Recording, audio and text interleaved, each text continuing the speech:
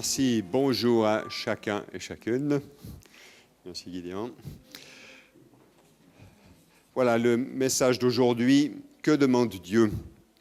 En fait, j'aimerais vous emmener dans le livre du prophète Michée. Vous qui avez vos Bibles, vous pouvez ouvrir dans Michée 6. En fait, c'est une discussion qui se passe entre Dieu et son peuple.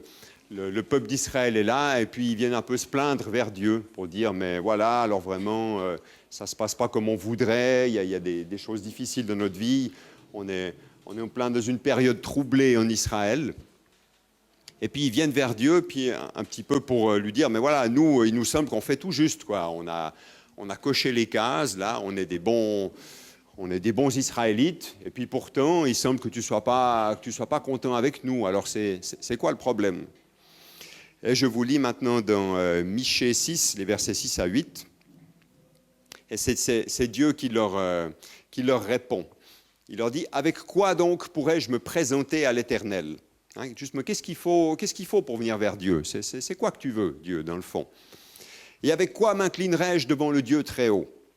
Irai-je devant lui avec des holocaustes et des veaux âgés d'1 an? L'Éternel voudra-t-il des milliers de béliers, 10 000 torrents d'huile? Voilà, est-ce que c'est ça qu'il faut? Est-ce qu'il faut en faire encore et plus pour Dieu? Seigneur, déjà je fais des choses pour toi, déjà je lis ma Bible, je prie, c'est pas assez, il faut quoi? Il faut que je lise encore plus ma Bible, il faut que je prie encore plus, il faut que je donne encore plus d'argent aux pauvres, je dois faire quoi? Devrais-je sacrifier mon enfant premier-né pour payer mon crime, le fils de ma chair pour expier ma faute? Alors c'est clair que le sacrifice d'enfant a toujours été condamné par Dieu, jamais il a voulu ça. Mais là, on voit dans ce texte, on dit, mais Dieu, qu'est-ce que tu veux? Tu en veux encore plus? Il faut que je fasse encore plus et plus, jusqu'à donner le fruit de mes entrailles. J'entends comme si Dieu était un Dieu exigeant qui en voulait plus et encore plus. Alors, je ne sais pas si ça vous est déjà arrivé de vous trouver, d'avoir ce sentiment-là, de dire, mais alors Seigneur, voilà, je t'ai demandé ça ne s'est pas passé, et puis ça, je ne l'ai pas demandé, et puis ça m'est tombé dessus. Mais alors quoi? Il faut que j'en fasse plus et encore plus. Voilà. Et voilà ce que Dieu répond au verset 8. On te l'a enseigné, ô homme, on te l'a enseigné, Adam, ce qui est bien, ce que l'Éternel attend de toi. Là, Dieu, il leur dit, mais vous le savez déjà. En fait, je vous l'ai déjà dit dès le début. Ce que l'Éternel attend de toi, c'est que tu te conduises avec droiture. Il y a 3 choses. Que tu te conduises avec droiture, que tu prennes plaisir à témoigner de la bonté et qu'avec vigilance ou humilité, tu marches avec ton Dieu. Ces 3 choses ici, que tu te conduises avec droiture, que tu prennes plaisir à témoigner de la bonté, on va revenir sur ces mots, et que tu marches humblement avec ton Dieu. Alors le premier point, se conduire avec droiture, voilà, ça c'est la version Sommer, dans la version seconde, il dira que tu pratiques la justice, que tu pratiques la justice. Ou la version de Message, elle dira « Fais ce qui est juste et équitable envers ton voisin ». Fais ce qui est juste et équitable envers ton voisin. Comment est-ce que je traite? Comment est-ce que je traite déjà ma femme, mes enfants? Comment est-ce que je traite mes collaborateurs, mes employés, mon patron, les gens autour de moi? Comment est-ce que je me conduis en société? Fais ce qui est juste et équitable. Voilà, est-ce que je pense qu'à moi, je prends, et puis tant pis pour les autres? Fais ce qui est juste et équitable, fais ce qui est droit, dira Darby. Fais ce qui est droit. Il y a ce premier point. Inès, tu peux me rejoindre, s'il te plaît. Se conduire avec droiture. Alors, on va voir ensuite un petit peu quel est le cœur de tout ça. Et voilà le deuxième point, que tu prennes plaisir à témoigner de la bonté. Voilà. Alors, c'est quelque chose qu'on chante depuis longtemps, déjà dans Jem. Aimer la miséricorde. Et puis, ça peut sembler un peu bizarre. Qu'est-ce que c'est ça? To love mercy. Voilà. Mais en fait, les mots en hébreu, c'est ahava. C'est vraiment très large. C'est vraiment aimer les uns les autres, aimer Dieu, aimer soi-même, aimer aussi dans le couple. Et puis le hesed en hébreu, c'est vraiment, ça parle de la tendresse, de la miséricorde, de la compassion, la clémence, vraiment cette faveur, cette bonté. Et puis moi je vois vraiment un élément très très féminin dans le sens émotion, entrailles. Nous, on a été créés, on a été poncés par Dieu avant la fondation du monde, on était dans ses entrailles. Et comme chacun de nous, il a été un tout petit bébé dans le ventre de sa mère, qui a été aimé, qui a été choyé. Et dans ce sens, il y a vraiment cette tendresse qui est des profondeurs. C'est pas juste un amour, ah ben voilà, t'as un besoin, je te donne 50 francs, boum, j'ai fait une bonne œuvre. Mais c'est quelque chose qui part de l'intérieur, des entrailles. C'est vraiment cet amour profond que Dieu a pour nous et qu'il nous appelle à nous avoir aussi pour les uns les autres, pour lui-même, d'avoir cette sensibilité, de cette compassion profonde. Voilà, donc c'est vraiment, Dieu, il a plaisir non seulement à réaliser la justice, à montrer le chemin de justice, c'est presque le côté masculin, et puis il a plaisir à regarder chaque visage. Est-ce que mon enfant, il est heureux? Est-ce qu'il a de la joie? Ah, il voit vos visages, le jour, la nuit. Il a son regard d'amour, comme un papa qui a un tout petit bébé, il se réjouit de le voir. Est-ce qu'il est heureux, mon enfant? Et puis, on va voir après aussi, dans le sens, qu'est-ce qu'il nous demande aussi de faire? Est-ce qu'un petit bébé, on va lui donner une grosse haltère? Oh, il n'arrive pas. Ou bien est-ce qu'on va lui donner un petit hochet? Et puis l'enfant, s'il soulève le hochet, est-ce que c'est ça le but final? Ou est-ce que c'est ce regard d'amour? Est-ce que c'est cette joie, ce partage, cette compassion, ce qui se vit entre deux? Voilà, c'est vraiment cet amour profond que Dieu a pour nous et qui nous appelle à nous avoir. Et puis à l'avoir tellement que ça déborde et qu'on l'a pour les autres aussi. Qu'on est comme un canal de cet amour de Dieu qu'il a pour nous et qu'on peut donner plus loin. Voilà. Maintenant, il y a la troisième partie. Il y a la troisième chose que Dieu nous demande. Donc, il nous demande d'agir avec justice. Il nous demande d'avoir ce cœur de compassion. Et puis, il nous demande de marcher humblement avec lui. Alors, qu'est-ce que ça veut dire tout ça, marcher? Alors, longtemps, je me suis dit, oh, c'est super, une petite promenade de santé, on marche avec Dieu, youhou, là, on fait la piste Vita, super, c'est léger. Ou bien, alors, il y en a d'autres peut-être qui s'imaginent, ah ben, marcher, c'est la marche militaire, hein, ça va être lourd, il y aura du poids, il y aura des choses dures à faire, le chemin étroit, on va suer, mais ça va être horrible de marcher avec Dieu, oh là là, moi je préfère aller au bistrot du coin. Eh ben non, c'est peut-être encore autre chose. Allons à l'origine des mots. Donc en hébreu, le marcher c'est yalak, et il y a la notion aussi de porter quelque chose. Et puis aussi, c'est le mot la cire qui fond. Ça vous fait penser peut-être à quelque chose? Jésus à la croix, qu'est-ce qu'il disait? Mon cœur fond comme de la cire. Il y a aussi la notion dans Yalak de être faible. Donc, est-ce que Dieu nous demande d'être Superman, de porter des choses super lourdes? Eh bien non. Si vous lisez Matthieu 11, 28, vous qui êtes fatigués, venez vers moi, je vais vous donner un joug. Ah ben dis donc, je suis déjà fatiguée un joug. Et puis en fait, il est léger.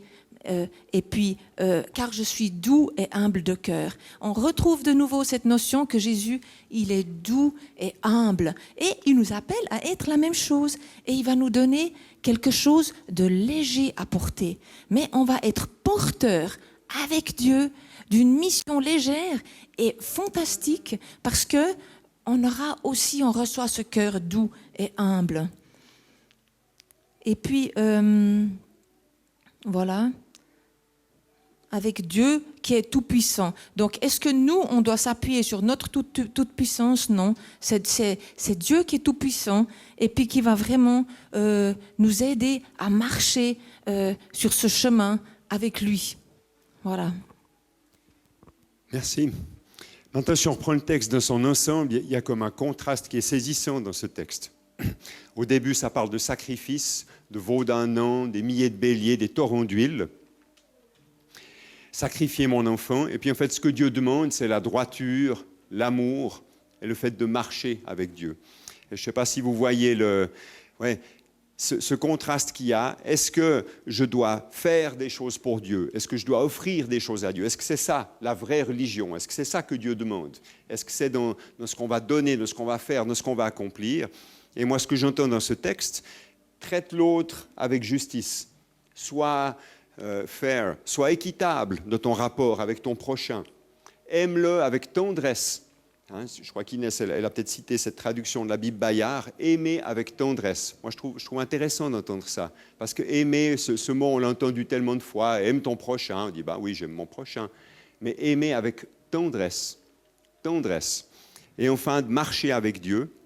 Eh bien, pour moi, c'est le contraste, il est entre une religion où il faudrait faire des choses, et Dieu, il nous ramène à l'essentiel. Il nous dit, la vraie religion, elle n'est pas dans ce que tu pourrais faire.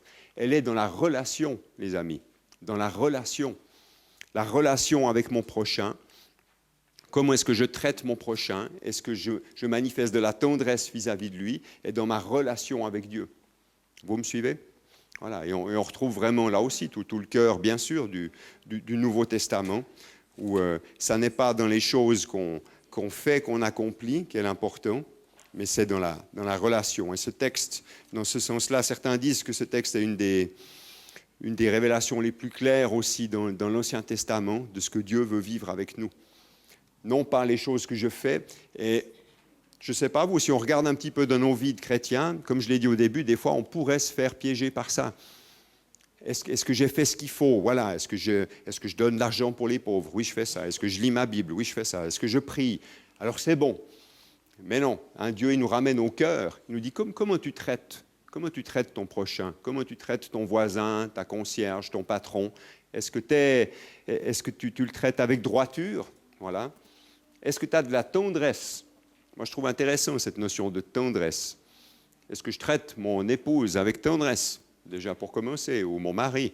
Est-ce que je traite mon prochain avec tendresse? Des fois, on me dit, voilà, je suis juste, voilà, c'est bon, j'ai donné 50 francs à mon fils, c'est bon, je suis un bon papa. Puis Dieu il me dit, non, c'est pas ça, l'important, c'est pas ça, c'est pas de lui filer 50 balles. Est-ce que tu manifestes de la tendresse avec ton fiston? Voilà, et peut-être même, d'autant plus quand il ne fait pas tout juste, est-ce que j'arrive à manifester ça? Et puis avec Dieu, est-ce que je marche humblement? Est-ce que je marche avec lui? Voilà. Alors, on aimerait vous laisser quelques questions ce matin. Voilà. Comment est-ce qu'on m'a montré de la tendresse, de la grâce dernièrement? Est-ce que vous arrivez à réfléchir à ça? C'est quand la dernière fois qu'on vous a manifesté de la tendresse? Alors, j'espère que ce n'était pas il y a 10 ans, les amis.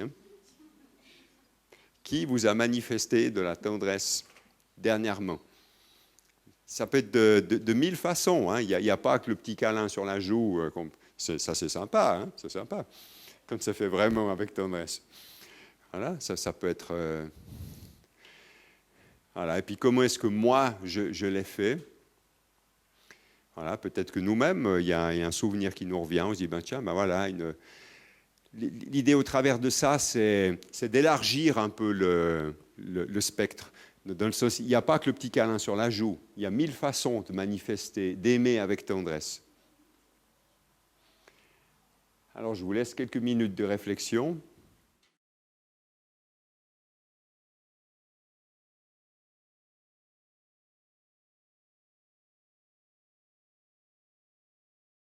Donc, si je vous rappelle, voilà, là, ce que Dieu demande de nous, voilà ce qu'on attend de toi, ô homme, c'est que tu marches avec droiture, avec justice, voilà, donc de traiter mon prochain équitablement, que tu aimes l'amour, que tu aimes cet amour qui vient des tripes, et puis que tu marches humblement avec ton Dieu. Ce n'est pas compliqué. S'il y a une chose, s'il y a une bonne nouvelle ce matin, les amis, c'est que ce n'est pas compliqué. Dieu on a compté, je ne sais plus, est-ce que c'est 613 commandements dans l'Ancien Testament? Ils sont dans le Nouveau, on en trouve même plus. Mais voilà, donc on pourrait se dire, oulala, mais être chrétien, c'est compliqué, c'est difficile. Voilà, est-ce que j'ai coché toutes les cases partout? Est-ce que j'ai bien donné de l'argent pour les pauvres? Est-ce que j'ai bien ceci? Et puis Dieu nous dit, mais dans le fond, c'est pas compliqué. C'est pas compliqué, c'est dans les relations. Ça nous ramène aux relations. On n'est pas dans de la religiosité, justement. Ça, c'est la religiosité, cocher les cases. Voilà, la religion, selon Dieu, elle s'exprime dans les relations. Alors, avec Inès, on aimerait vous proposer une petite mise en application pour terminer. Si vous pouvez vous poser ces 3 questions pour mettre en pratique, parce que c'est quand même le but. Voilà, vers qui puis-je aller hors de l'Église? Est-ce qu'il y a quelqu'un qui, hors de l'Église, vous pouvez manifester justement cette justice et cette tendresse? Voilà. Demandez à Dieu qui vous montre quelqu'un, alors je dis hors de l'Église, voilà, qui est quelqu'un qui peut-être qui ne connaît pas Dieu, peu importe. À qui est-ce que je peux manifester cette tendresse? Que Dieu vous montre, voilà. Ensuite, peut-être dans l'Église, voilà, s'il y a quelqu'un vers qui je peux manifester, voilà, vous pouvez appeler Josué le soir pour lui dire que vous l'aimez, super. Voilà, il est déjà un petit peu habitué, il ne sera pas trop choqué. Et puis marcher humblement avec mon Dieu, voilà. Est-ce que vous pouvez aujourd'hui fixer un rendez-vous avec Dieu? Dites, ben voilà, Seigneur, là, j'aimerais prendre au moins une demi-heure avec toi cette semaine, par exemple. Ou si vous n'arrivez pas la semaine prochaine. Alors j'espère que vous le faites tous les jours, mais voilà, c'est déjà là, est-ce que vous pouvez dire, ben Seigneur, il y a un temps particulier que j'aimerais mettre à part pour toi. J'aimerais m'arrêter, prendre du temps avec toi. Ces 3 questions. Vers qui est-ce que je peux manifester cette justice? La justice selon Dieu, elle s'exprime aussi particulièrement envers les pauvres. Et dans Ésaïe 1 notamment, Dieu, quand il parle de sa justice, il parle de la veuve, de l'orphelin, celui qui est abandonné, de celui qui est dans la difficulté. Est-ce qu'il y a quelqu'un, Seigneur, qui est en difficulté, hein? Et ça peut être quelqu'un de... Il y a des gens qui sont très riches, mais qui sont quelque part voilà, qui ont des pauvretés intérieures. Hein. Vous savez, on peut être très riche et très seul, très riche et n'avoir aucun ami. Je ne sais pas, Bill Gates, si souvent on lui téléphone pour lui dire qu'on l'aime, hein, avec un cœur sincère. Seigneur, conduis-nous, montre-nous. Seigneur, qu'on puisse mettre ta parole en pratique. Tu es venu jusqu'à nous, tu nous as sauvés. Et puis nous, Seigneur, comment est-ce qu'on peut briller de ta lumière?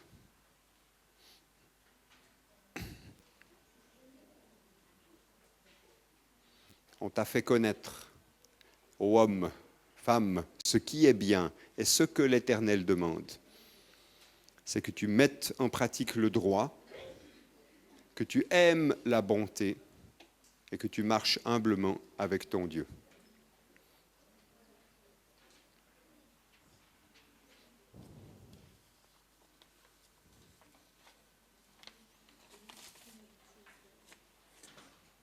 Tout le monde a reçu une feuille, c'est bon? Pas de besoin. Inès, tu viendrais prier pour terminer?